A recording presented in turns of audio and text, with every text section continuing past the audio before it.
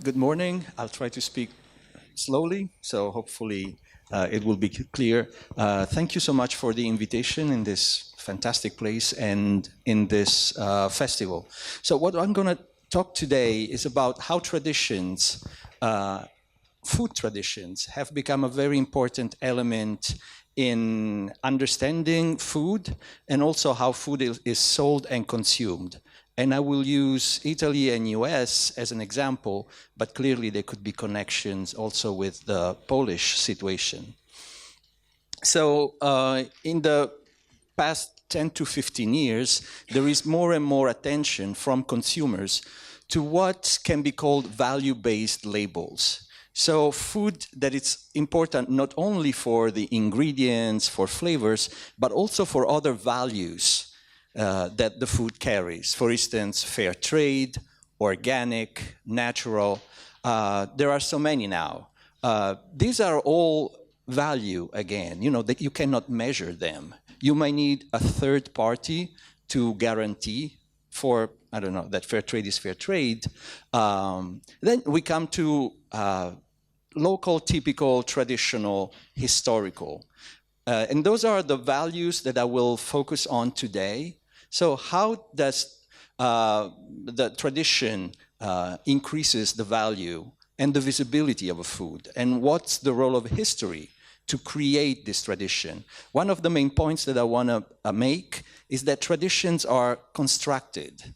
It's nothing that you find there and you just discover. It's a process. It's a cultural process that uses history and uses material stuff in a very specific way.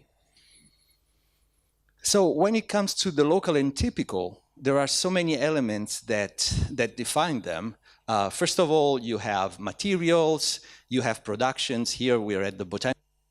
So the issue of agrobiodiversity is very important. What is produced where? What is unique to that place? That makes it more valuable because it's unique. And also because that crop, that animal breed maybe has been developed over years and then handed over from generation to generation. So there is this element of material culture that is important. You have trade, a unique crop acquires value because you can find it only there. So it needs to be traded and the value increases as it trades. Now you have the very important role of media to make these products visible to the large public. And we can see that it happened, in Italy. I used to work for this food and wine magazine, Gambero Rosso, that had a huge role in that. We can see that in the US with many magazines, and also here in Poland. Now we have more and more shows and writings about food. So a very important element to define the local and the typical is exactly history. The fact that something has been there for a long time. And so we have to discuss a little bit about what's tradition and what's authenticity. I don't know here in Poland, but authenticity is a big, big word now in the food market in the US and also in Italy. And it's a word that I found very troubling, and I'll explain why. Why all this interest? Because there is a reaction against globalization. We feel that we're sort of besieged by products that come from very far. They are the same all over the world, and they are mass-produced. So we start developing this idea that the local is natural, is pure, is real, and the global is fake, technological. I think that's problematic. The local and the global are so connected. The local, the relevance of the local exists because of the global. And the global reacts in a way to the local in terms of production, distribution, markets. So I would be a little careful about making this sort of big differences. The two phenomena are connected, especially in terms of how the local is being recognized globally. In every country around the world, the local is important. So the local is a global phenomenon. The relevance of the local in the food market is a global phenomenon. Now, I'll start talking about in Italy. This is probably the one word that needs explanation, campanilismo. Campanile in Italian is the church clock tower or bell tower. And so it means that you're so attached to your village that you need to be born and raised within the shadow of that tower. So this is a word that we use in Italy to express our attachment to our extremely local tradition. So if I'm in a village, I'm different from the people 10 miles down the road, because they might eat differently, they might have a different accent, they might have a different history. This element plays a huge role when it comes to food in Italy and understanding traditions. Precisely as a reaction to the fact that starting from the 60s, we started having this national industry with national distribution, we started losing these very local traditions. Everything was for mass production. Then in the late 80s, people started rethinking that. It's like, oh, maybe, you know, that specific bean that you find in my village is interesting because it's different from the other beans. So campanilismo, this attachment to local reality, came back really strongly. And it developed in the 90s and in the 2000s. To the point that, as you might know, in Italy we have different dialects. We don't all speak the same. I mean, we all speak Italian, the national language, but on a daily basis with family or friends, we tend to switch to a local dialect.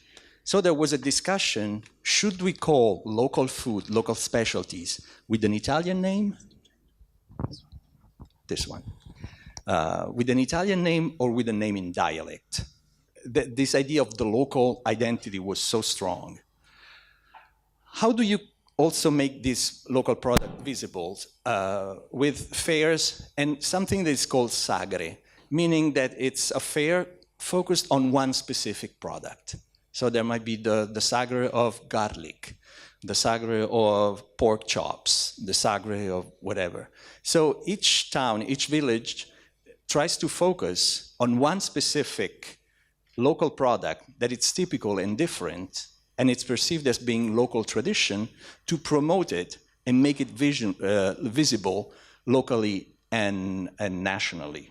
So these occasions also became times where local identities and traditions are showcased. Sometimes traditions are invented. This is the story of my grandparents' village on the mountains of Abruzzo, which is a region in central Italy. 15 years ago, they decided to spruce up, make their local sagra more interesting, a little different. So they went back to historical documents that show that in the 17th century, the Spanish viceroy sent an envoy in that village, and that became the base for the Spanish domination in the area. So what did the villagers do? They created a whole banquet based on this information.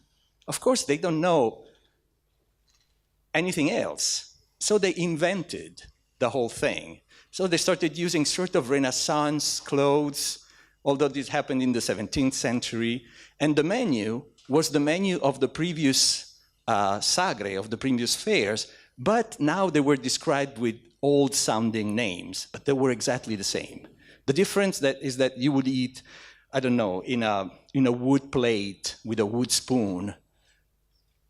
What's interesting, though, that after 15 years, for instance, the youngest kids in the village thinks that this is reality. This is how it happened. This is absolutely true. So over time, we see the development and the strengthening of this sort of traditions that might be invented. But they're still very important because they play a huge role in the identity of a place. So I'm not discarding them. I'm not saying, oh, they're just fake. No, after 15 years, they're not fake because they're part of the identity. We have to be a little flexible on that. Then traditions and history can be also used for politics, and this is where it becomes dangerous. So for instance, in Italy, we have this party in the northern part that at first didn't want us from the south, Anything south of Florence was Africa. Now that has changed a little bit, and now they don't want immigrants. Immigration, as you know, is a big problem in Southern Europe right now. So a few years ago, you could see this poster that said yes to polenta, which is cornmeal, right? No to couscous. So polenta was perceived as the local traditional food in that area, northern area. Couscous was the food of the immigrants. If you look at history, couscous has been in Italy much longer than polenta. Couscous was introduced in Sicily in the 10th century by the Arabs. You know, the Arabs occupied Sicily for 3-4 centuries, something like that. Polenta came after the Europeans went to the Americas, so it became popular in the 16th century. But of course, in that case, history doesn't matter. What's important is how they use history to promote certain political ideas. Another interesting element I want to discuss a little bit, we traditionally had street food, but we used to call it cibo di strada.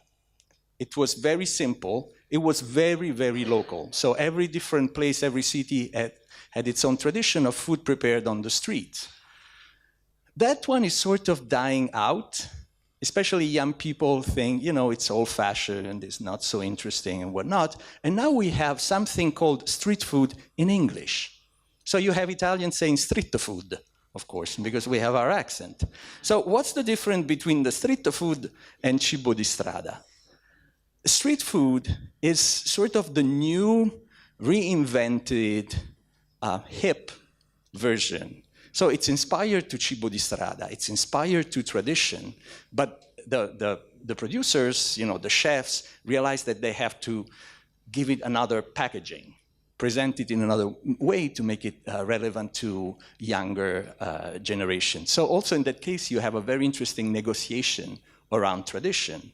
The core is a tradition that existed, but then the product is presented, prepared, consumed, communicated in very different ways. These are the kind of people who announce on Twitter, you know, what's on the menu today.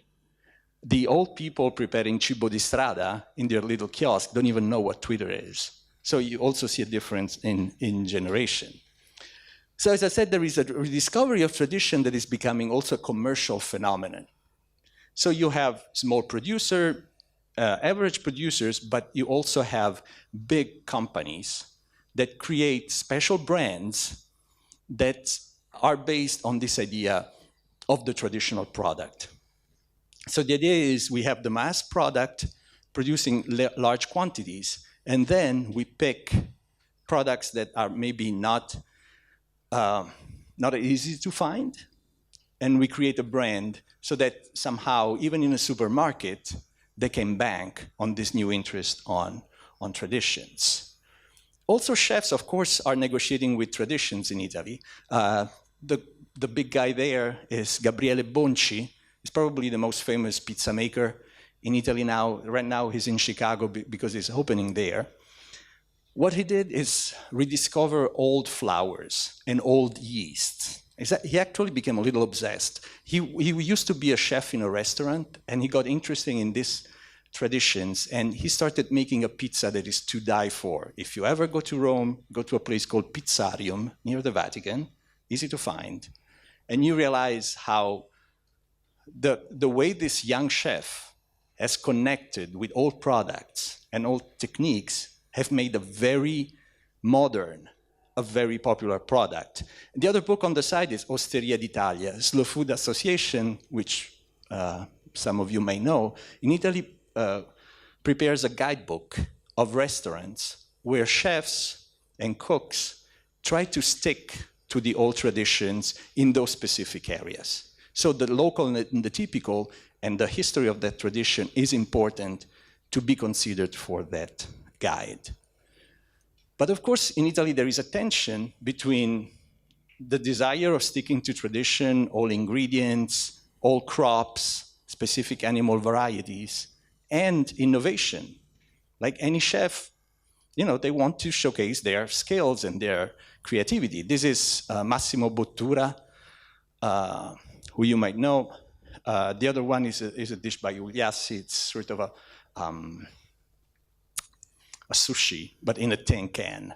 So it was also sort of tongue-in-cheek, sort of ironic. Both of them work on traditional ingredients and traditional recipes, but of course they present them in very different ways. Massimo Bottura, until last year, was considered #1 chef in the world in the 50 best restaurants, the San Pellegrino list. So once again, you know, tradition and the way each actor in the food world deals with tradition is actually a product of culture and of contemporary needs.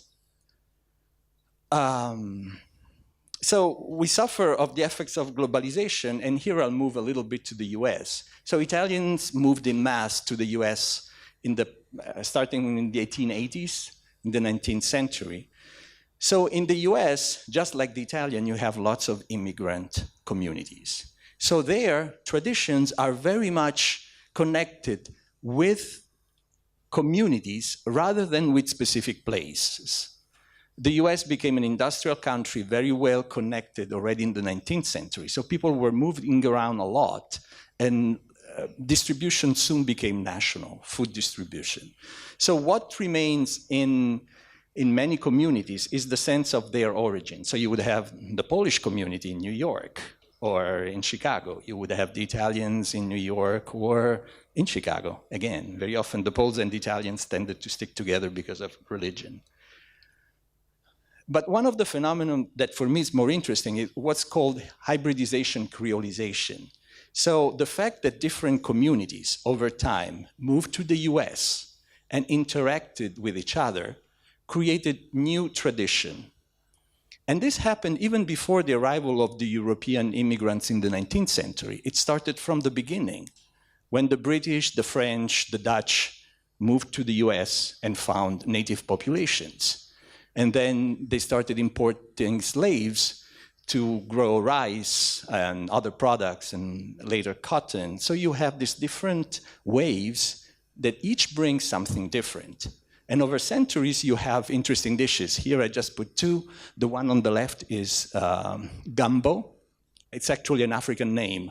Gumbo means okra in one of the West African languages. And it's one of the symbols of New Orleans. But here you can see the African heritage, the Native American heritage, and then the French heritage. New Orleans is a French origin, city of French origin. On the other side, you have chile con carne, which is the result of the interaction of the Anglos and the Hispanics in Mexico. It's not a Mexican dish. It's a really US dish, even if many people around the world think of it as Mexican. But it's really the result of this creolization, the hybridization of different traditions.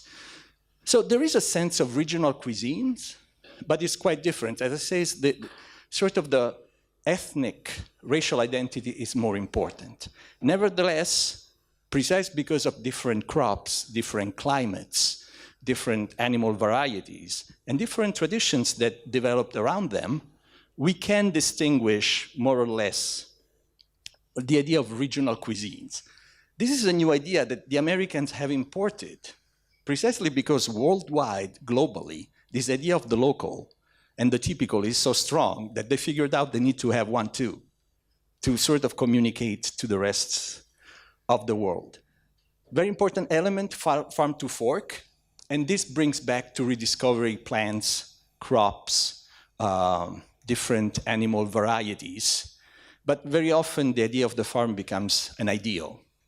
It's not real. You know, you have the beautiful, beautiful places with cows. Then the reality of the farm, historically, it's the slaves working.